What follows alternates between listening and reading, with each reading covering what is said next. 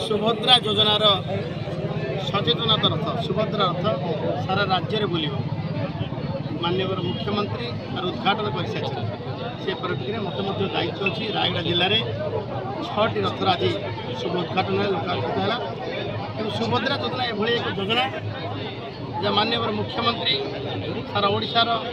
माँ भौणी मानकर सम्मान और स्वावलंबन पाई एभली एक जुगान्तकारी पदक्षेप जुगान्तकारी योजना नहीं 17 तारीख माननीय प्रधानमंत्री नरेंद्र मोदी जन्मदिन से परिप्रेक्षी सुभद्रा योजनार अनुकूल ओडिशार माँ भौणी मान स्वावलंबी करने एवं ये योजना 5 वर्ष 50,000 कोटी टंकार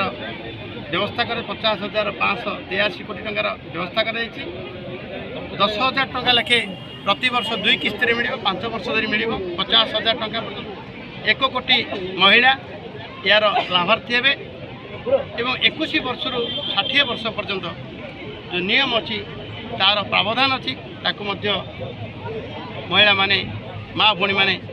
मानवे एवं जो भाव सुभद्रा योजना लागू हेले ओडिशार माँ भौणी माने आउ भाविबे नहीं आमे अबला दुर्बल बोली भाविबे नहीं ताकू परिकल्पना करा जायछि। तेणु ए योजनार समस्ते लाभ उठाइबापी समस्ते जानवा आवश्यक अच्छी। तेणु सुभद्रा रथ बुलिले समस्ते सचेतनता हे एवं अभियोग करेंगे 1 4 5 6 7 नंबर अभियोग करेंगे तार कल